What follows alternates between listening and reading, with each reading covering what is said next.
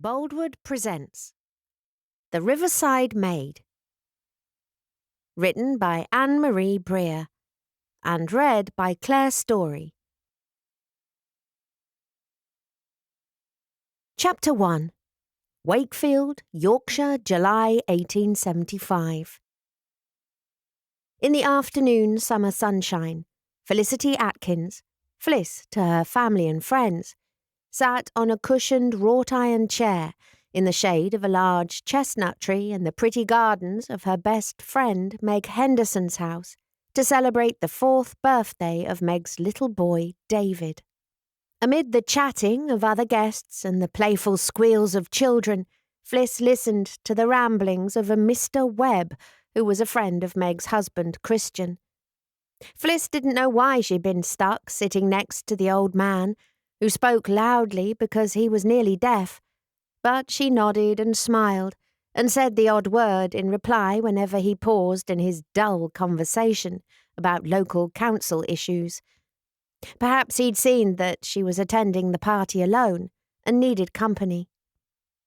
Fliss understood Mr. Webb was a wealthy man and a former councillor who had become an associate of Christian's when he'd been elected as a councillor himself 3 years ago. Turning slightly in her chair, she watched the children play. David, boisterous and cheeky, led the group into a game of chase, his little chums running with him away from the younger children, which included David's 2-year-old brother, Artie. "Fliss, I need your help." Meg appeared, one hand on her rounded belly. She was with child for a 3rd time and due in the winter. Meg smiled at Mr. Webb and raised her voice. "I need Miss Atkins to help me, Mr. Webb. Do excuse us." She took Fliss's hand and drew her away. "Thank you." Fliss eagerly stepped beside Meg towards the refreshments table.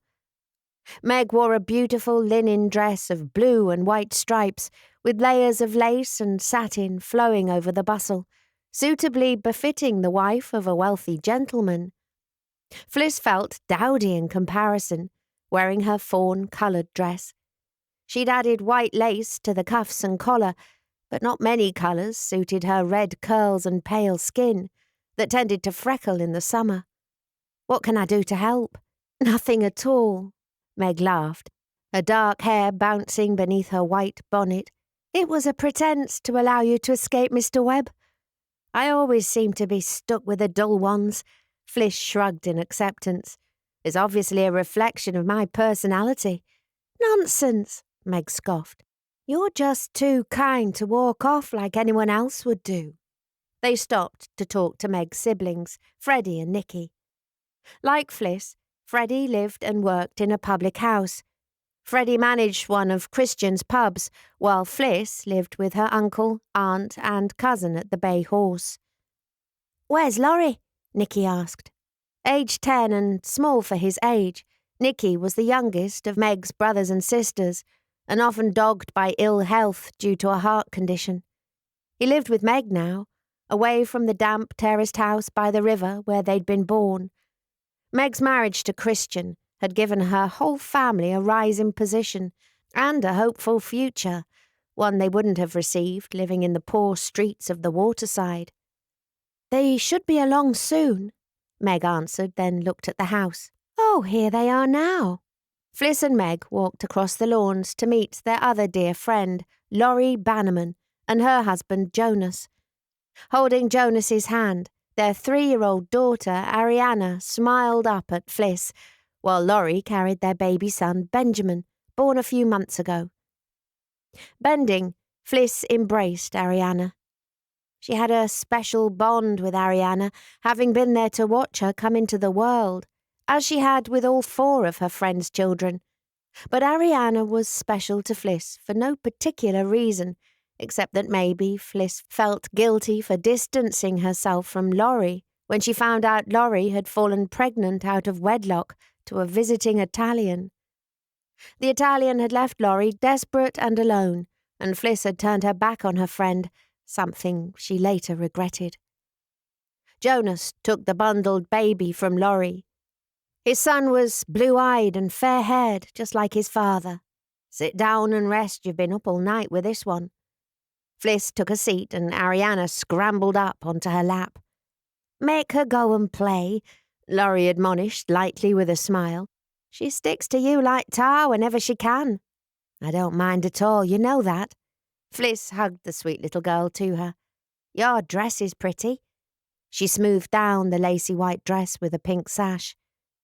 "You should know, you bought it," Lorrie grinned, sitting beside Fliss as Meg went to speak to the other guests, while Christian organised the children to have pony rides.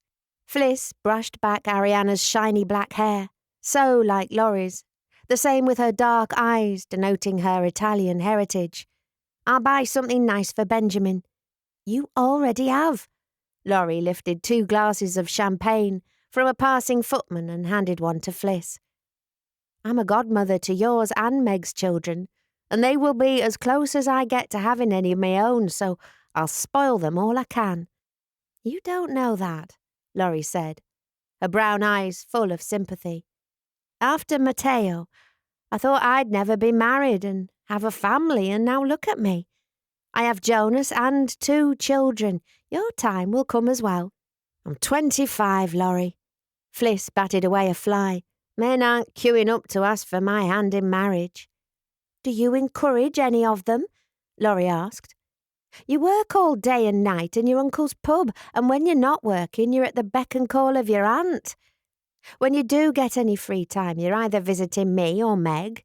You're hardly going to find a husband doing that. You need to start talking to men." "I do all day and every day behind the bar." "Not those men. Most of them already have wives and drink all their money away. I mean men of substance." Lorrie looked around. "Christian must know some gentlemen." "Gentlemen?" Fliss recoiled. "Meg might have married above her class, but that's not for me. Meg is a strong character. She can face the talk and gossip of Christian's social circle, and she can order household staff without a care. I couldn't do any of that." "Meg couldn't at first either, remember?" Lorrie sipped her champagne, then lifted the glass to Fliss. "Meg was born in poverty, the daughter of a canal narrowboat captain. She has learnt to speak and act like a lady and is comfortable drinking this." She tapped her fluted glass. "If Meg can do it, you can too." Walking home in the warm late evening, the sun setting low over the fields and the curving river, Fliss pondered on Lorrie's words. Did she want to marry as well as Meg had? A part of her rejected the idea of marrying above her station, for the stares and whispers would be too much. She didn't have Meg's confidence. All she wanted was a decent and kind man to love, and for him to love her in return. Was that too difficult to find? Her future husband didn't need to be as rich as Christian, or as worldly as Lorrie's Jonas, who, as a shipwright, had sailed the seas and met people from all parts of the country. No, she simply wanted a man who had a good job, who wanted to take care of her and their family, should God grant them one. The river flowed gently as she strolled along the towpath, having rejected Meg's offer of being taken home in the carriage. There was no rush to return home, as it was her day off.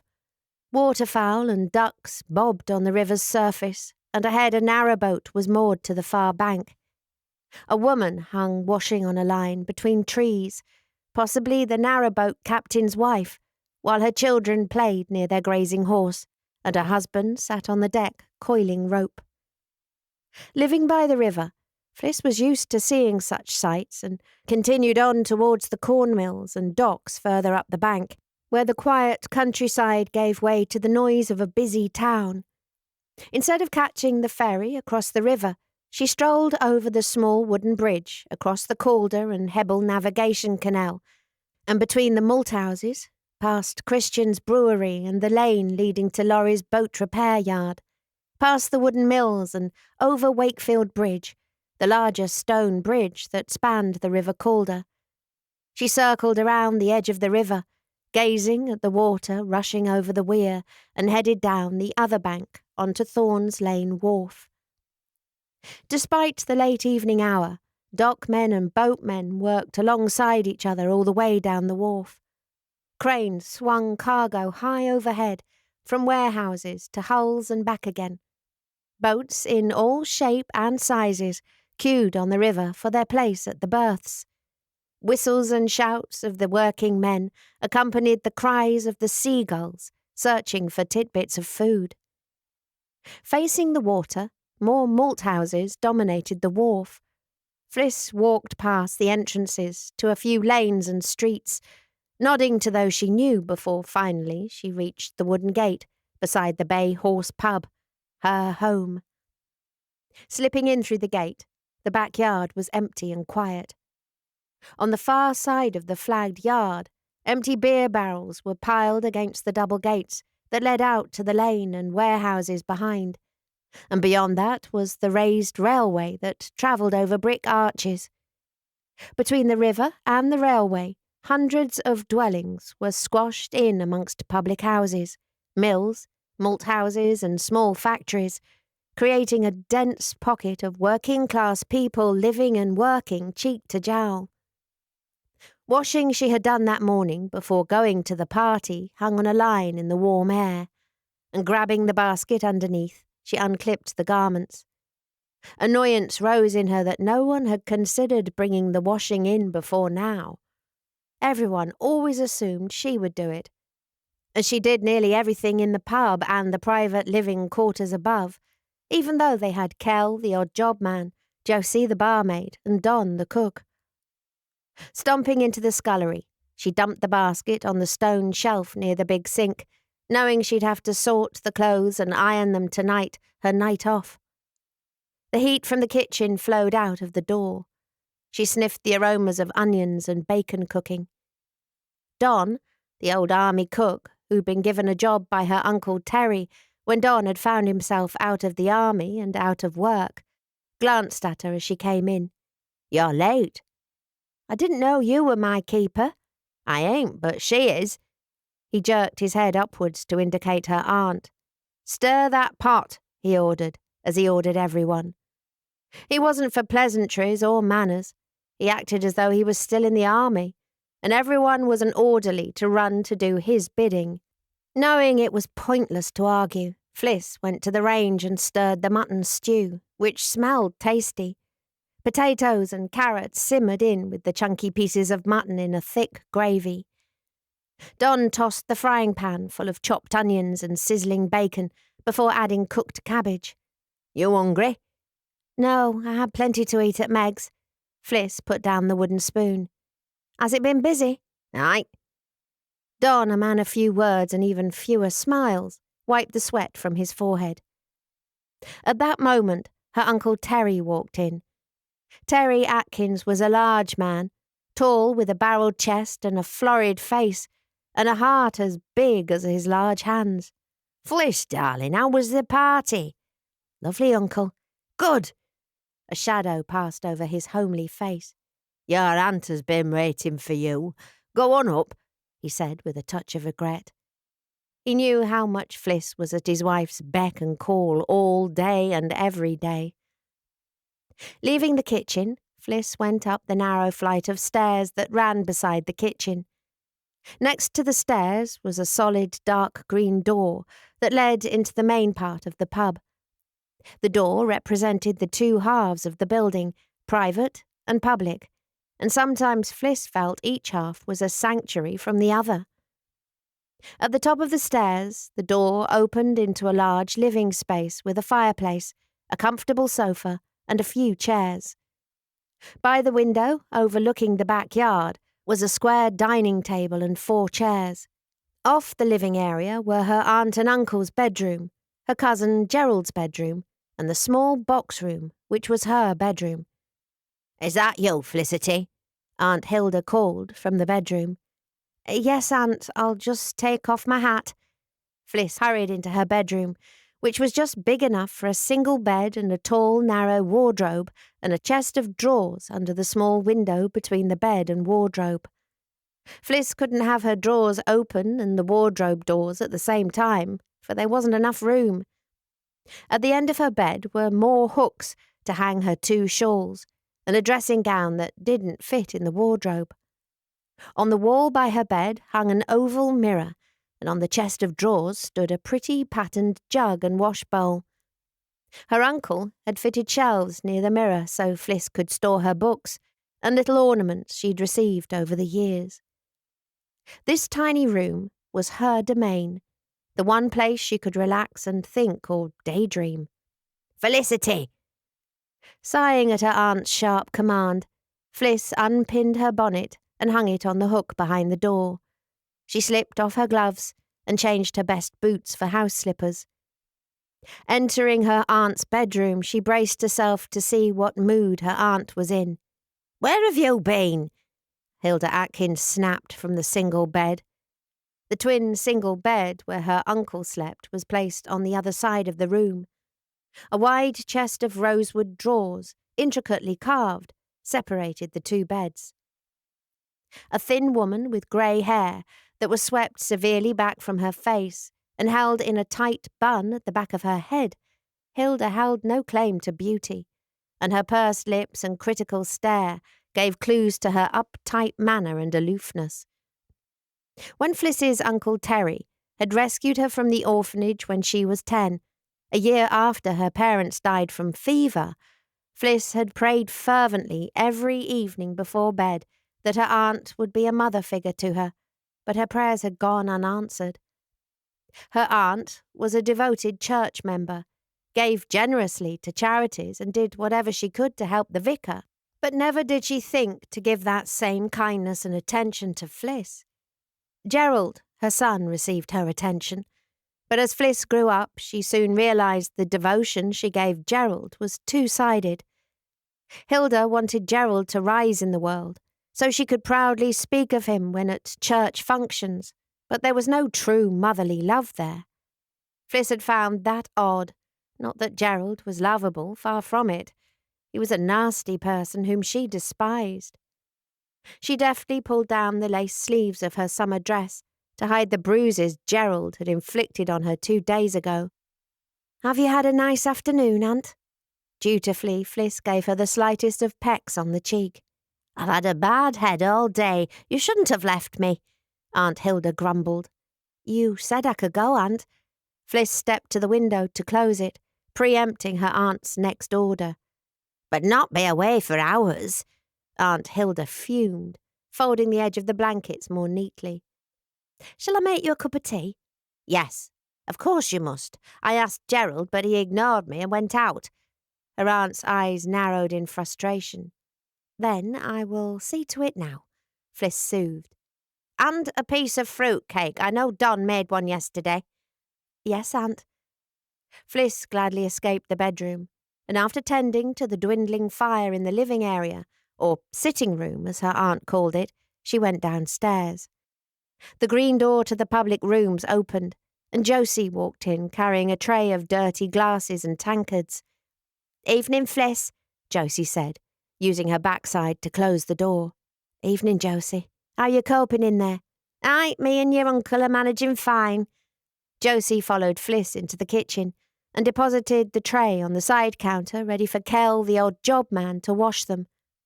Fliss set about making a tea tray for her aunt. "Did the party go well?" Josie asked. "It did. David had a wonderful time." Fliss poured the kettle into the pot of tea leaves. "I gave him your present." "Oh, it wasn't much. He could have had it later." Josie blushed. "David was well pleased with his spinning top," Fliss reassured her. Even after 5 years, Josie was still a little reluctant to do or say anything wrong.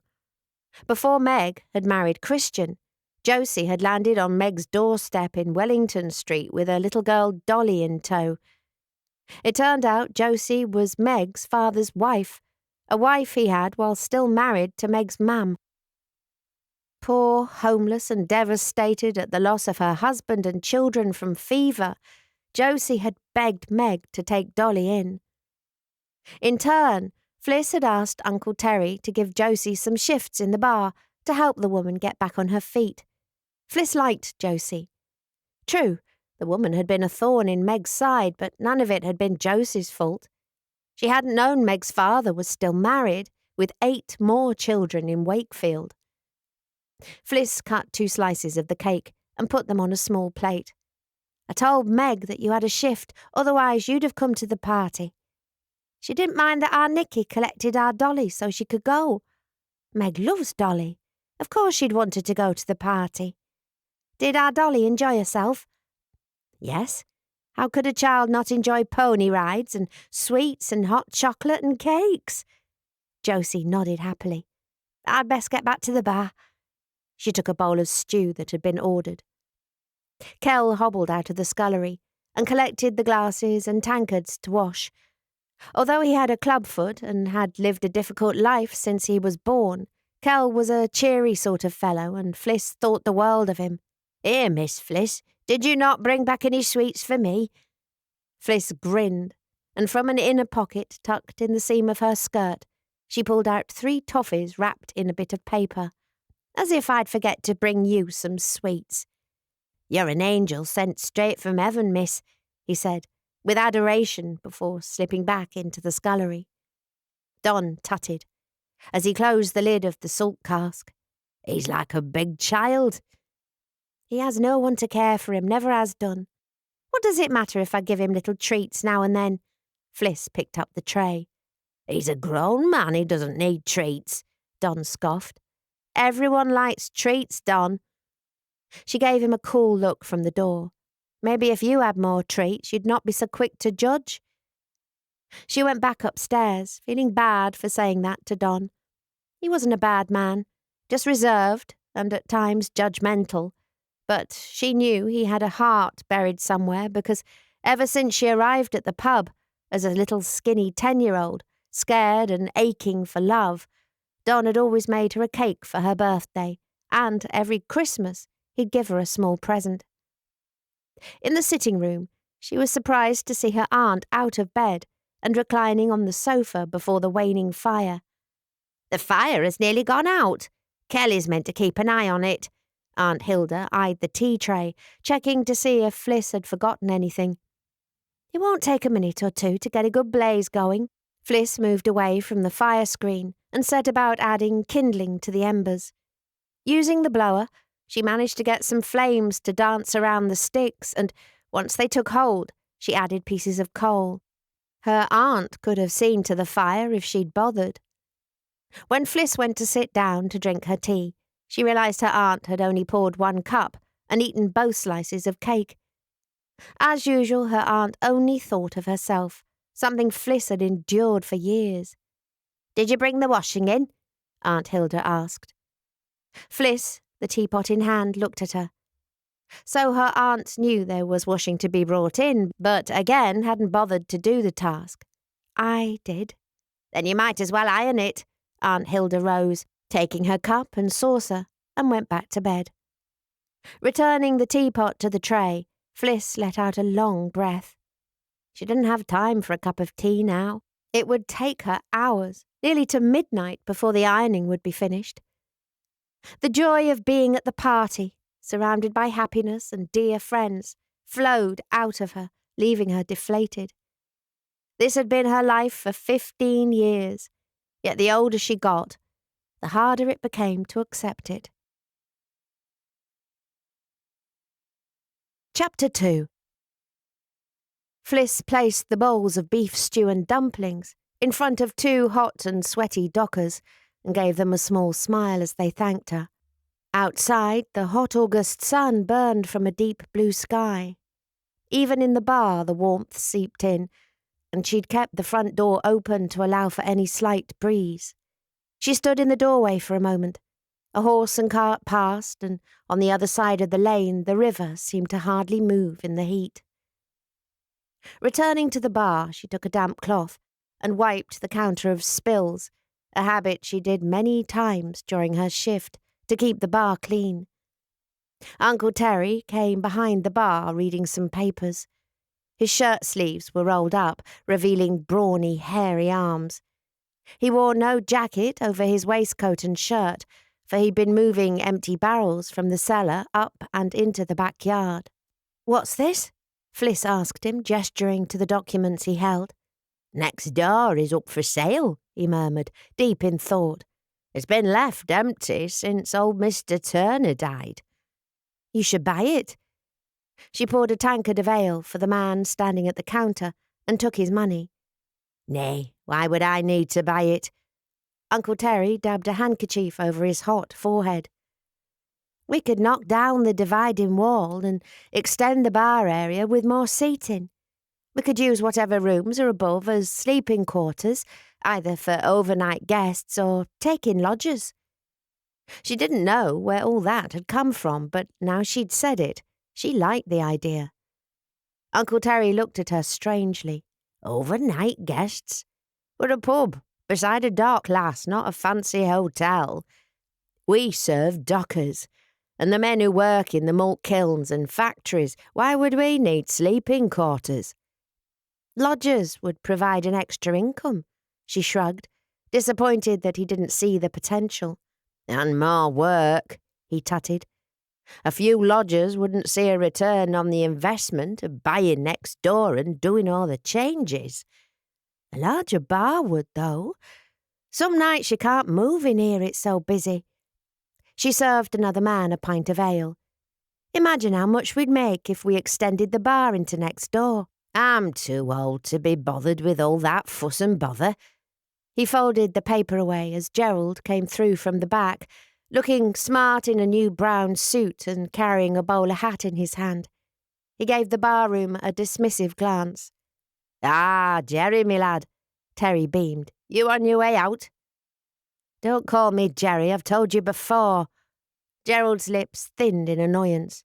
"I need some money, father," he said quietly, so none of the men drinking could hear him. "Ma," Terry frowned, "I gave you money last week. And I said I'd repay you once I've secured this new position." Gerald didn't look at Fliss. He never did unless he had to. She was beneath him. "When do you hear about this new position, then?" Terry took the money tin from under the counter and counted out coins. "Hopefully today." Gerald leaned closer to his father. "I'm taking the boss's daughter out for another walk in the park. Miss Elmer Pritchett likes me and might be able to swing things my way." He took the money from his father and with a nod walked out of the pub. "What position is this?" Fliss asked. Her cousin was forever up to something. Educated because Aunt Hilda demanded it, but work-shy and lazy, Gerald was depending on his good looks and charm to find a way to make money without getting his hands dirty. So far, he'd failed at everything he did, and yet his parents thought the sun shone out of his backside. "Gerald applied to be the clerk at Pritchett Mill." Uncle Terry put the money tin away. "Why he couldn't run this pub with me, I'll never know. Hilda encouraged him to aim higher. I fail to see how being a clerk is better than running your family's pub. All this will be his one day. I can't understand why he has no interest in it." "Gerald isn't interested in this place," Fliss stated the obvious. "No, it seems not." Uncle Terry sighed heavily, his brow creased in thought. "I'm a fool to think he will be a passionate landlord, but then I've been a fool for a very long time." Fliss remained quiet and pondered on the strange relationship her uncle and Gerald had. They were father and son, yet acted coolly towards each other as though strangers. She had never seen them laugh and joke as she'd seen other fathers and sons do when enjoying a pint at the bar. Fliss felt Uncle Terry viewed Gerald as someone very different to himself. She served another worker a glass of beer and took his order of a bowl of stew. She slid open the small hatch in the wall between the back of the bar and the kitchen and told Don, who made a mark with a pencil on a piece of paper by the range. She waited for him to ladle the stew into a bowl and place it on a small tray with a spoon and a small chunk of bread. Don passed the tray to her and, once she took it, he slid the hatch closed again. She crossed the barroom to the table where the man sat and gave him his order, then placed the tray on an empty table and went outside. The brightness of the day made her blink after the dimness of the inside. She held a hand over her eyes and squinted at the sun shimmering off the river. She loved summer, even though her red hair and pale complexion meant she burned easily when out in the sun. It didn't stop her from enjoying the warmth on her face, which caused tiny freckles to appear on her nose and cheeks, much to Aunt Hilda's dismay. To the side of her, a weird-looking instrument stood at the top of a tall wooden tripod. The sunlight glinted off the brass instrument. Intrigued, Fliss walked closer to inspect it. "Do not touch that," a male voice yelled from inside the property next door. Fliss took a hasty step back. "I was only looking, I didn't touch it." A man quickly emerged from the darkened doorway, his expression one of annoyance. "Please, step away from the tripod." She took another step back. "I didn't touch it," she repeated, feeling guilty even though she'd not laid a finger on the thing. "That's what they all say," he snapped, examining the instrument. "I don't lie." Fliss took another step back, embarrassed by the confrontation. She turned to go back into the pub when the man straightened and gave her his full attention. For a moment they stared at each other. Fliss noticed he had strange-coloured wavy hair, a mixture of light brown shades with blonde at the tips, and it was overlong, touching his collar. He wore a suit of pale grey and black shiny boots. His face wasn't classically handsome, but there was something fascinating about his eyes, which were dark green and long-lashed behind his gold-rimmed spectacles. "Forgive me for disturbing you," Fliss apologised, used to being the first to back down. For some reason, she suddenly wanted his good opinion and had no idea why. "No, you must forgive me. I shouted at you and that was wrong." He gave a small smile, which produced a dimple high on his cheek near his left eye. "In my profession, a daily, if not hourly hazard is people wanting to touch the instruments. Children are the worst, always knocking it over and running away." "I honestly didn't touch it. I wouldn't dream of doing so." She wouldn't have dared to touch another person's belongings. Definitely nothing as unique as this. "I understand people are curious. It's not every day that they see such things." He checked the setup just to make sure everything was as it should be. "What is it?" Fliss dared to ask. "A theodolite and tripod," he said proudly, like a parent speaking of a child. "What do you use it for?" "Surveying." "Oh." His smile widened. "I'm surveying this place." He indicated the building behind him, old Mr. Turner's home. "We know it's for sale. My uncle received notification of it today. We own the pub." Fliss couldn't stop staring at the surveyor. His smile made her heart flip and her corset seemed suddenly too tight. "Have you met a surveyor before?" "No, not ever, I don't think. The men I serve behind the bar are dockers and factory men mostly." "Would you like to have a look?" He indicated the machine on the tripod. "Yes." She stepped behind the tripod and he moved closer. "Look through the eyepiece," he said, bending nearer to guide her. Fliss was acutely aware of him standing so close, and her skin tingled. She peered through the eyepiece. "Can you see the cross hairs lined up against the side of the building?" His voice was low near her ear. Fliss shivered at his closeness. She didn't care a jot about the instrument. She simply enjoyed standing beside this interesting man. Wishing something intelligent would come to mind for her to say, she felt her cheeks blush when nothing did. "What do you think?" He leaned back, his gaze locked on her face. "You must be extremely clever to know what to do with such equipment." She took a step back and gave him her best smile.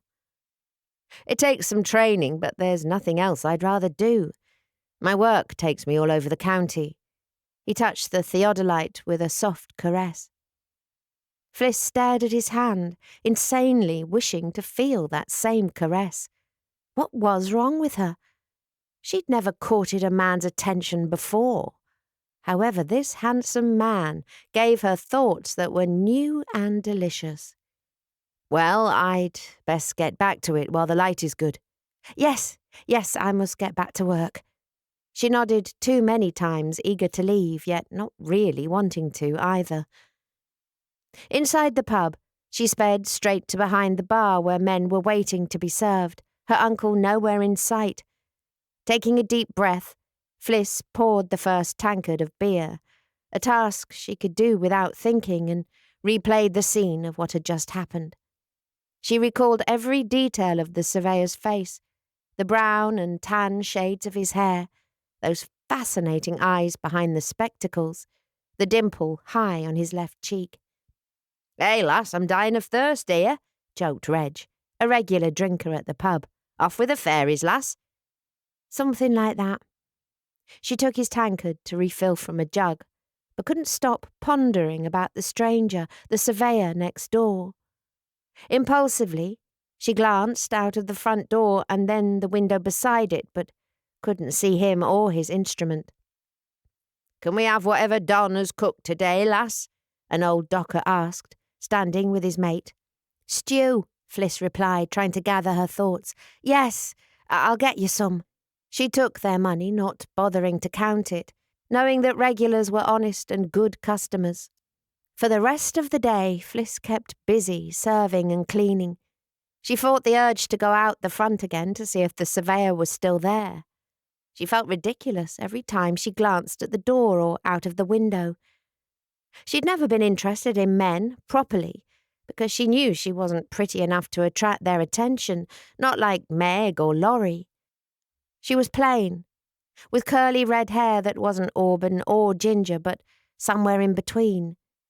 Her eyes were a pale blue, nothing striking, and skin the colour of alabaster, except for the sprinkling of tiny freckles across her nose that made her still look like a young girl. How would any of that attract a man? Gerald had told her often enough she was ugly, and her aunt would give her creams to use to lessen the freckles and told her never to wear red or orange as it'd clash with her hair. No one had ever said she looked beautiful because she wasn't. She accepted that, and the best she hoped for was to be nice, presentable as Aunt insisted. Fliss had no high expectations of any man falling deep in love with her, not like Christian had with Meg or Jonas with Lorrie. Those couples were something out of novels or what romantic poems were written for.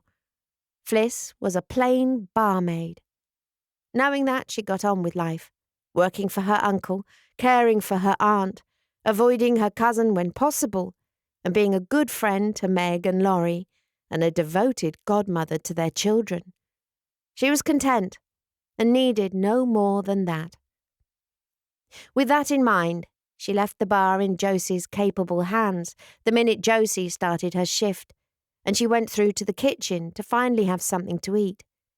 The back door, leading from the scullery out to the yard, was open, and Fliss stopped in her tracks on seeing Uncle Terry talking to the surveyor.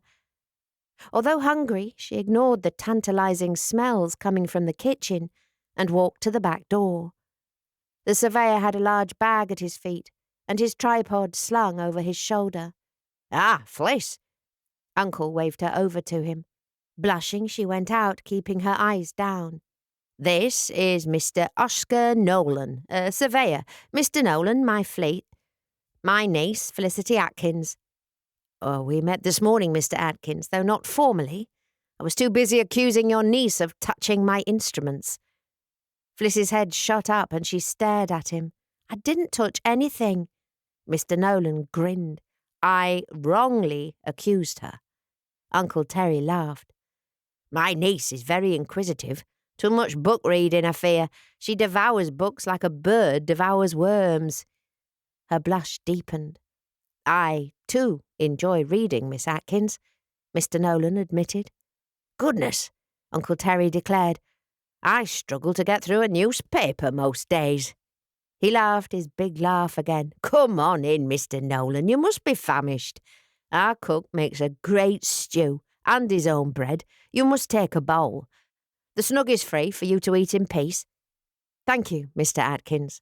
Mr. Nolan glanced at Fliss as they stepped inside. Her cheeks on fire, Fliss hurried before them, throwing over her shoulder that she'd pour Mr. Nolan an ale. Behind the bar she flexed her fingers, for her hands were shaking. "You all right?" Josie asked, pouring a drink for a worker. "Yes, fine."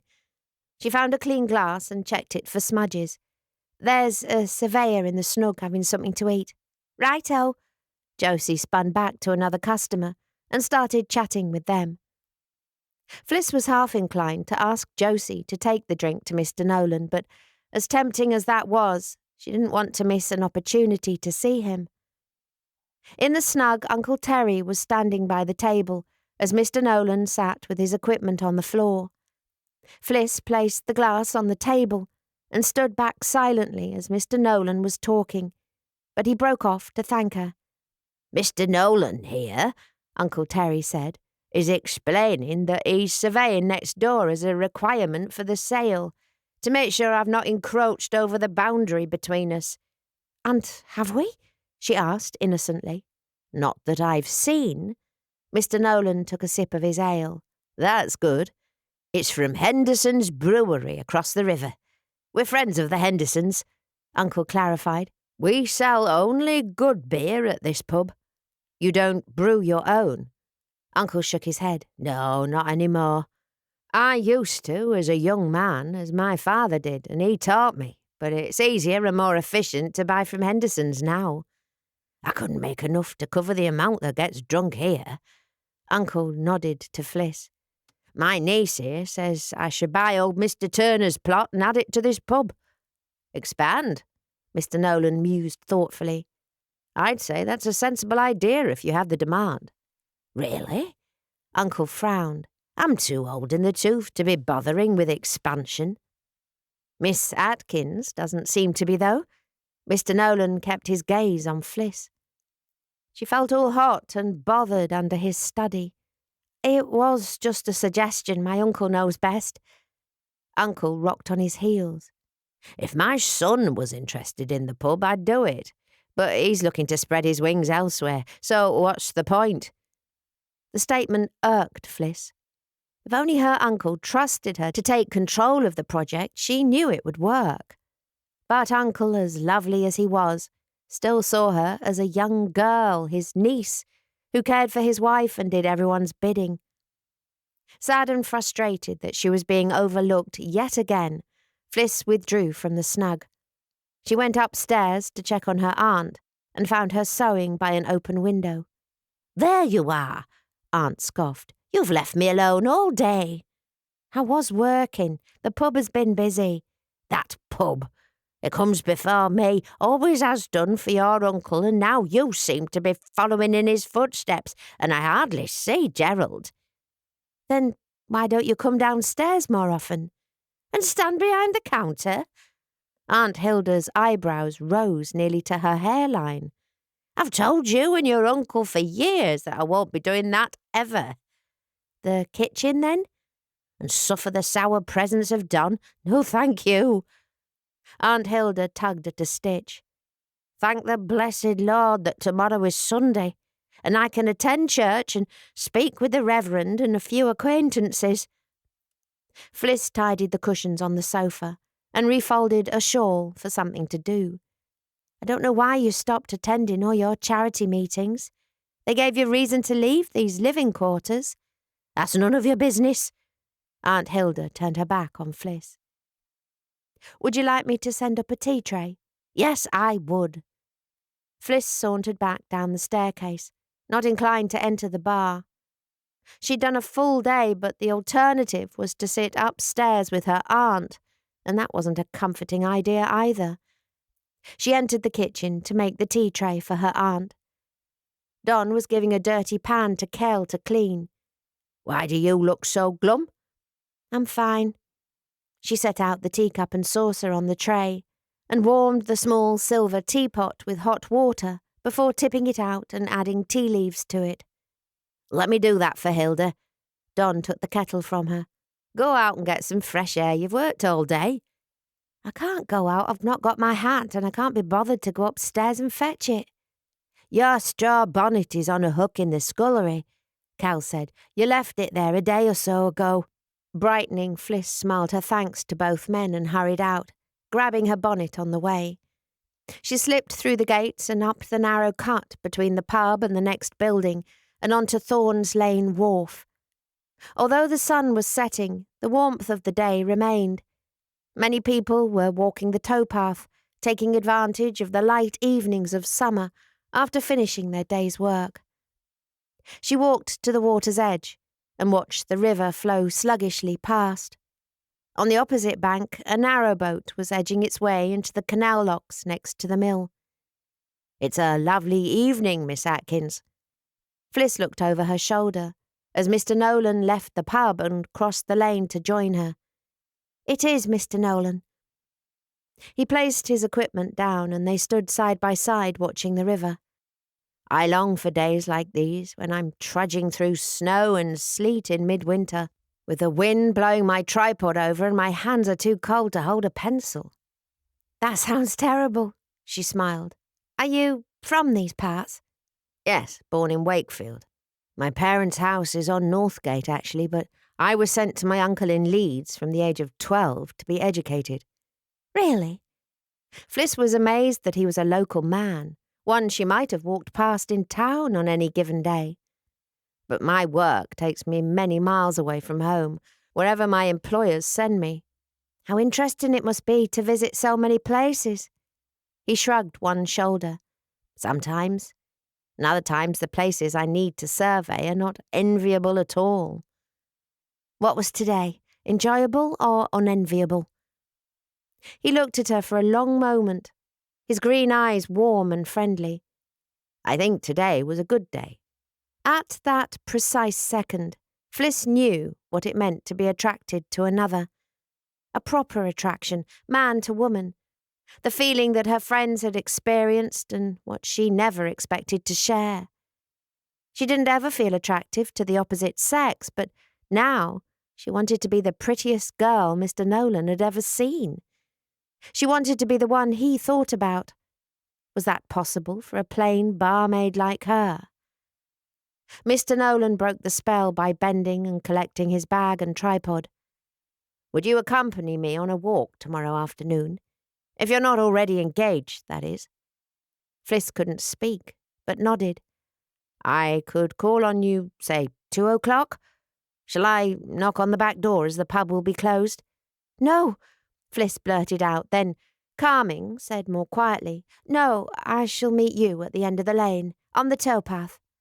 She smiled nervously. Arranging to meet a man was something she'd never done before, and she didn't want her family to find out because they'd all have an opinion and for sure her aunt would forbid her. "Until tomorrow, then." Mr. Nolan tipped his hat at her and walked away whistling. Fliss watched him with a silly smile on her face, one she couldn't stop from spreading. She was going for a walk with Mr. Nolan. It hardly seemed true. An educated man such as him had asked her out for a walk. Was she dreaming? Would he change his mind? Lord, she hoped not. Abruptly, going for a walk with Mr. Nolan was the most important thing in her future, and just once she wanted to experience a man's sole attention. Suddenly she heard rapping from an upstairs window and, looking up, groaned as her aunt beckoned her inside. Sighing, Fliss went back into the pub, hoping her aunt hadn't seen her talking to Mr. Nolan. Chapter 3. Fliss felt the sermon went on longer than any other Sunday. She fidgeted on her seat until one too many fierce looks from her aunt finally had her bowing her head and being still. Her mind wasn't on prayers or hymns, but the walk with Mr. Nolan this afternoon.